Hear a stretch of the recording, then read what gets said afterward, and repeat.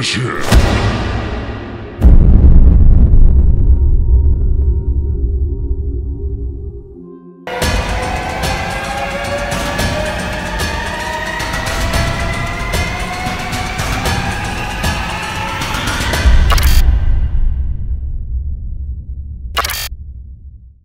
Matapos ang pagkatalo ni J.R. Raquinel sa kapwa nito Pinoy noong October 23, 2021, umakyat ito ng timbang sa Super Flyweight Division at nabigyan ng pagkakataon na lumaban para masungkit ang WBO Intercontinental Super Flyweight title kontra sa isang undefeated fighter na pambato ng South Africa na si Landeli Ngeki.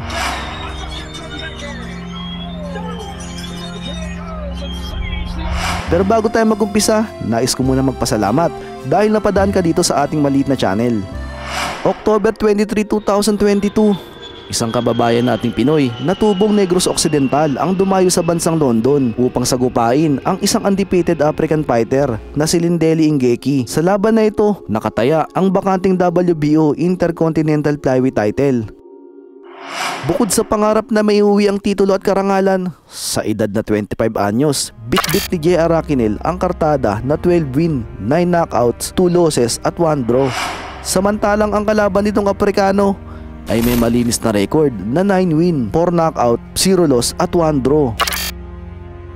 May kabigatan at kalakasan ang Aprikanong ito sapagkat 3 beses na itong lumaban para sa isang title bout. At lahat ng nakalaban nito ay puro knockout ang ilabot. Kaya naman, kampante ang mga kababayan ng African fighter na makukuha ng kanilang bata ang panalo via lopsided knockout. Kaya sa mismong laban, pinagtatawanan lang nila ang Pinoy dahil hindi daw ito ubra sa kanilang kababayan.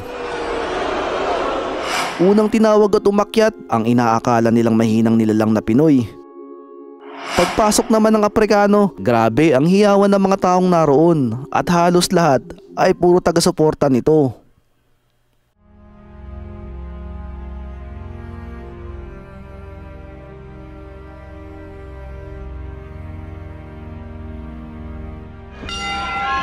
Sa pagtunog ng bell, baka sa mukha ng Pinoy ang determinasyong manalo.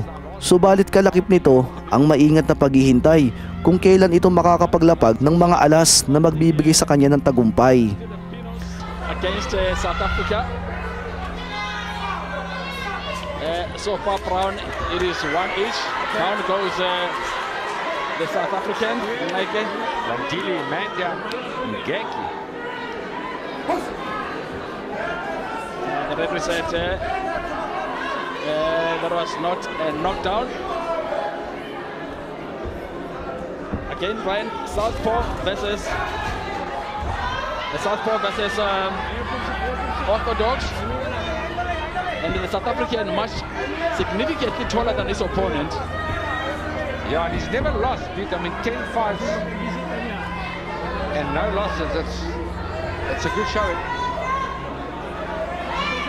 But one thing that we know, Brian, is that now these Filipinos have come here to fight.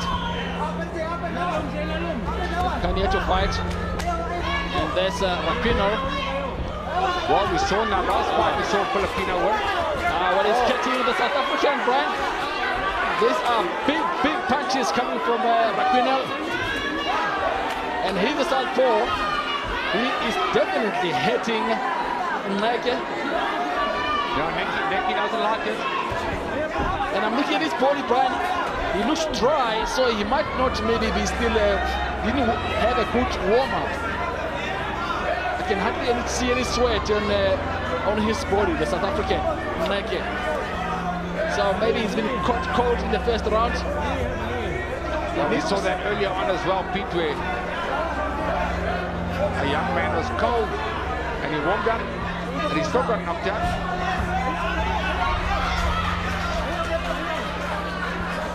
Raquinel, it's not holding anything back, Brian. This is over 12 rounds. It is for the vacant WBO International Junior Bantamweight, over 12 rounds. And also the Brian, Junior Bantamweight, these guys look too big for Junior Bantamweight. Yeah, they look pretty big, big. They really look big. It's amazing how big the guys are today in this weight division. At this weight division, yes. Now Mike now starting to come out of his shell now. He was shaken at the beginning of the rounds. But JR has showed that he's come to fight. There's no doubt about that. And it's not also waiting to worry about now the rounds, 12 rounds. He says, I don't care 12 rounds or not, I'm going to start very, very fast. Sa mga ganitong pagkakataon kung saan dayo ang Pinoy, madalas na dalawa lamang ang kinahihinatnan ng boksidor. Kung hindi manalo sa pamamagitan ng knockout, ito ay uuwing luhaan dahil sa madayang desisyon sa sagupaan. Of this tournament. Can you guys hear me properly? Because I can't hear myself. Look at that. Terrible left uppercut from Ragunya. He's a southpaw, so it's a powerful punch. It's a left hand, and that's what he caught Mikey with. Let's see, Brian, if Mikey has warmed up and he'll be able to do something. But one thing I can tell you, Brian, this fight here is not going to be the last fight now, where it was a bit quiet now for the first 6 rounds. The Filipino, Raquinel, So you are winning the first round. definitely won the first round, Brian.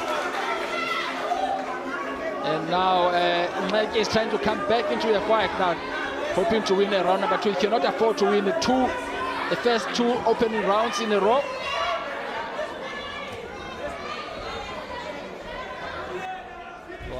Pagpasok ng round 2, balak nang tapusin ng Aprikano ang laban. Subalit nagulantang ang lahat nang magpakawala ng panganay na suntok at sinundan pa ng bunsong kaliwa ang Pinoy. Agad itong sumapul sa mukha ng Aprikano at bumalagta sa ibabaw ng lona. Sa sobrang lakas ng kamaong tinanggap nito, nagmistula itong troso na tinumba ng toro. Nagulantang ang mga manonood at meron pang napamura dahil hindi nilulubos sa kalain ang kanilang nasaksihan. Nagumpisang magbilang ang third man in the ring. Sa pagkakataong ito, kita na wala na ang ulirat ng Aprikano. Subalit binigyan pa rin ito ng pagkakataon ng referee. Sa pagpapatuloy ng laban, isang kamao pa lamang ang binibitawan ng Pinoy. Agad nang humarang ang kalbong referee na kababayan ng Aprikano. Sa sobrang tuwa, nagtatatakbo na sa paligid ng ring ang Pinoy sapagkat akala nito nakuha na nito ang panalo. Makalipas ang ilang segundo, hindi pa pala tapos ang laban. Sobrang nakakapagtaka ang ginawa dito ng referee. Sa tingin ko ay binigyan ito ng pagkakataon na makarecover. Kahit konting segundo lamang ang kanyang kababayan. Muling tinuloy ng referee ang laban, subalit akala nito nakatulong ito sa kanyang kababayan. Ang hindi nito naunawaan ay lalo lamang nitong nilagay sa mas delikadong sitwasyon ang Aprikanong fighter.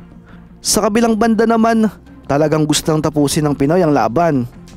Kaya naman, pagbitaw ng referee sa Aprikano, agad niya itong sinugod. At muli na namang sumalo ng kamao ang Aprikano. Humarang ulit ang referee, subalit sa pagkakataong ito, wala na itong choice kundi tuluyang itigil ang laban.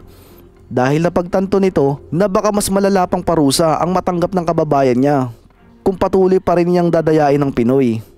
Panalo via upset round 2 technical knockout ang Pinoy at matagumpay nitong naiuwi ang titulo.